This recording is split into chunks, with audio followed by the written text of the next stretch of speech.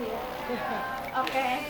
Terima kasih sudah menyempatkan waktunya. Langsung saja aku jawab ya. Boleh, Mbak Kori. Eh, Pertama kali aku dengar Heartbreak Motel itu memang di kasih tahu Mas Angga karena beliau emang udah ngincer pengen bikin film salah satu dari bukunya Ika Natasha. Ketika aku baca tidak diberitahu bahwa ini akan diproduksi. Cuman ketika aku baca aku merasa value yang aku dapat sebagai perempuan ketika aku membaca novel ini sepertinya harus aku beritahukan kepada lebih banyak wanita dan orang-orang di luar sana tentang apa yang aku dapat. Itu sesuatu yang menurut aku penting, bahwa sebagai perempuan, sebagai manusia kita harus berdaya dan bisa berdiri di kaki kita sendiri, stand up for ourselves di situasi apapun itu gitu. Jadi dari visi itu aku berangkat ingin menyampaikan tujuan apa yang aku dapat dari membaca buku itu ke lebih banyak orang melalui medium film, seperti itu. Oke, malah dari personal reason malah ya, kayak Yes. ada koneksinya, bukunya dapat sesuatu, akhirnya pengen sharing ke orang banyak gitu. Mungkin ya bisa diceritain gimana akhirnya Visinema dapetin rights novelnya Kak Ika nih, yaitu Heartbreak Motel, terus akhirnya boleh diizinkan diadaptasi jadi film. Gimana waktu itu ngobrolnya mungkin?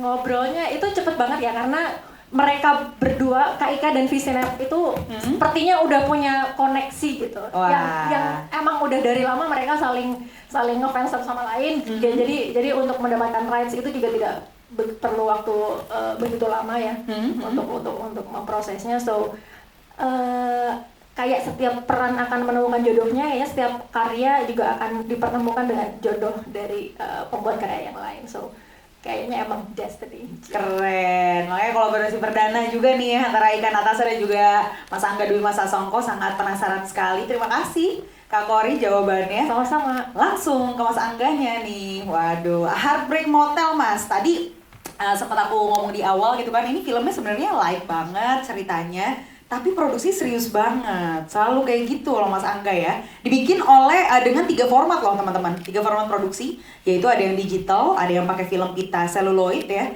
yang 16 mm dan juga 35 mm. Nah, pasti kita nggak ngerti Mas ya kan. Apa nih Mas yang bikin film ini perlu pakai format tersebut, 3 format diproduksinya, effort banget gitu kayaknya. Ya, Heartbreak Motel itu mungkin bisa dibilang film drama romance termahal yang pernah saya bikin. Wow, termahal. Sebenarnya drama romance tuh kalau Reza bilang tuh forte saya gitu. Karena saya juga pertama kali ketemu sama Reza dan kemudian jadi berteman tuh di film Hari Untuk Amanda. Berapa Itu tahun lalu Mas? 16 tahun yang lalu. Oh. Tapi nggak tahu kenapa film itu jadi film horor buat beberapa orang. Tapi setelah Hari Untuk Amanda, lalu kemudian ada Surat dari Praha, lalu kemudian sama Ciko bikin romance komedi Bukaan 8, lalu ada Jalan yang Jauh Jangan Lupa Pulang sama Sheila. Ya ini kayak ngumpul semua gitu ya? Iya, Reuni ya? Satu persatu. Ngumpul semua dan waktu saya baca pertama kali novelnya, sebenarnya keinginan untuk membuat adaptasi dari novel Kak Ika tuh udah lama. Ada judulnya dulu My Happy Wedding. Oh, oke. Cuman waktu saya baca ada set di Singapura, dulu nggak punya duit, jadi ya udahlah gitu ya. Belum dulu deh. Belum skip dulu deh nih. gitu. Kayaknya bakal mahal banget produksinya kalau harus ke Singapura. Tapi kemudian ya bertahun-tahun berikutnya, saya sempat ngobrol sama Kak Ika untuk Critical Eleven waktu itu, tapi belum jodoh. Lalu kemudian keluar Heartbreak Motel dan waktu saya baca, buat saya ini novel Kak Ika yang paling sinematik bisa dibilang gitu. Jadi waktu pas ngebaca novelnya tuh langsung kebayang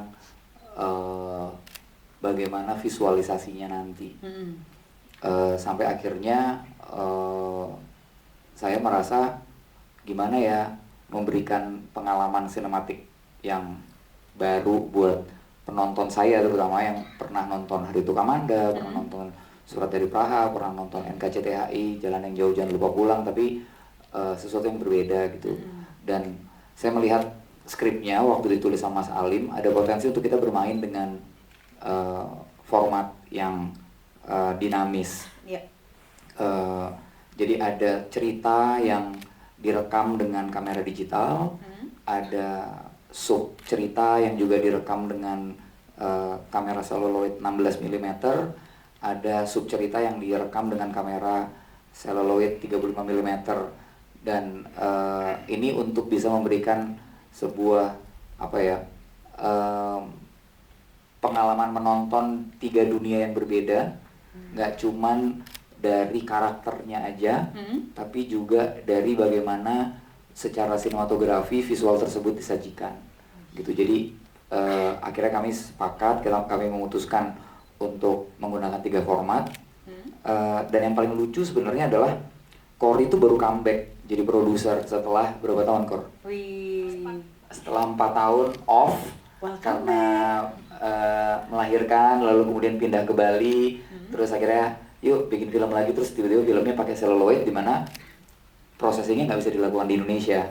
Gitu. Terus kami harus kami harus memperbaiki sebuah kamera yang udah hampir 12 tahun nggak terpakai, lalu harus bekerja post production bersama dengan syuting itu di beberapa negara beda-beda di luar Indonesia ya. Jadi mungkin teman-teman yang membayangkan bagaimana kerja dengan celluloid itu adalah kita nggak pernah tahu kalau kita digital kita bisa langsung review dan filenya bisa langsung dimasukin ke flash disk dan kita ke hard disk dan kita bisa tahu filenya aman.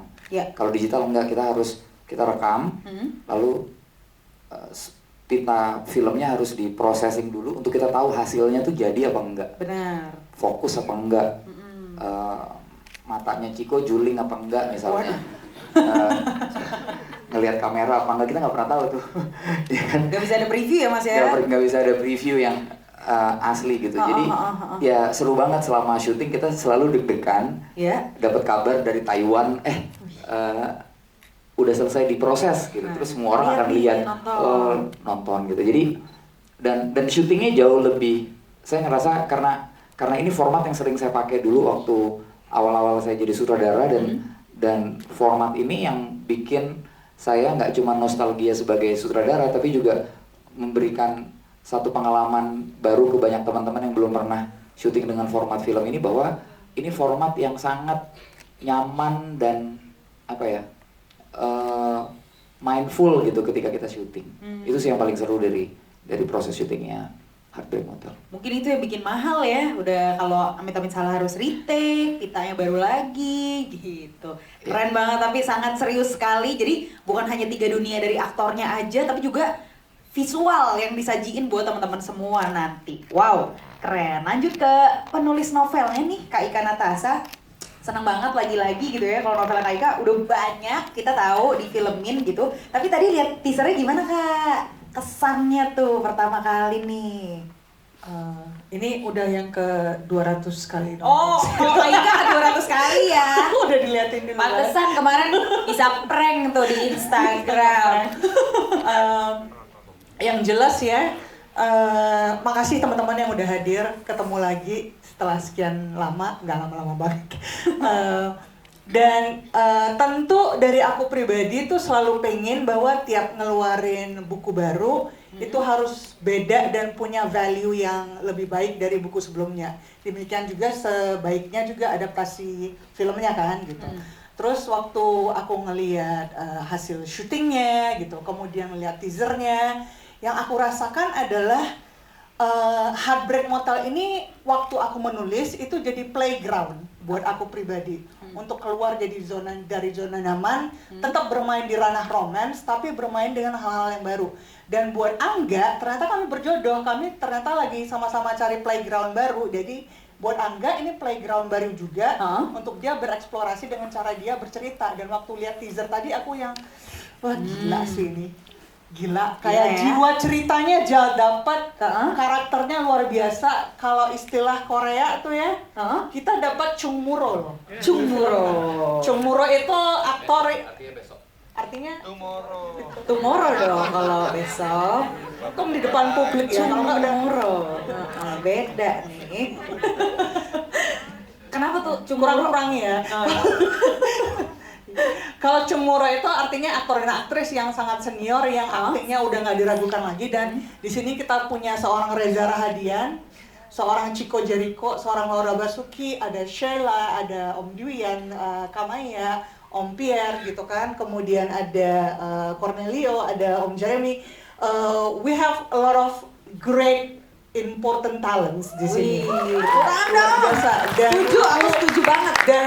Dan aku baru merilis satu film yang sangat di welcome dengan baik, dan aku bisa bilang bahwa film ini memberikan sesuatu yang baru dan luar biasa yang nggak pernah teman-teman lihat sebelumnya dari adaptasi filmku. Tuh, yang banyak udah adaptasinya ngomong kayak gitu ya. Pure ini berarti fix nih. Tapi kan sama Reza udah 200 kali ya. Bener. Tapi ini buku baru lagi gitu kan ya. Tapi itu kayak aku jadi penasaran untuk next projectnya Kak Ika gitu ya. Ini kan udah sering banget difilmin. Merasa kayak ketika nulis gitu ya, ketika bikin premis baru atau cerita baru, ih gue pengen nanti ini difilmin lagi, yang main ini. Apakah udah terbayang kayak gitu atau ngalir aja ketika nulis? Nggak pernah kebayang, karena kalau misalnya kebayang kayak begitu, aku jadi punya limitasi kan. Karena kan kalau tiap proses adaptasi, aku sangat terlibat dalam seluruh prosesnya. Jadi aku ngerti biaya produksi itu berapa. Terus tahu ya? Tahu dong gitu. Untuk casting itu sesusah apa, scheduling and all that gitu. Jadi kalau aku menerapkan itu saat menulis, aku jadi punya limitation kan. Waktu nulis Heartbreak Motel itu aku nggak mikir, pokoknya ya aku cerita tentang seorang aktris yang dilulukan oleh semua orang, tapi ternyata menjadi seorang aktris bukan cuma all about the glam, tapi there's inherent loneliness yang harus dia alami, karena dalam mendalami peran dia harus jadi seorang yang baru kan gitu. Itu hal yang aku pelajari setelah bergaul dengan Reza, Rehan, aktor-aktornya, yang sebelumnya main di filmku gitu. Jadi aku merasa kayak perlu ngobrol sama mereka dan menjadikan cerita ini supaya teman-teman tahu gini loh dunianya gitu. Dan alhamdulillah Angga dan Kori dan Visinema mewujudkan itu dengan menghadirkan bintang-bintang yang luar biasa ini. Wih, keren. Gak sabar 1 Agustus ya.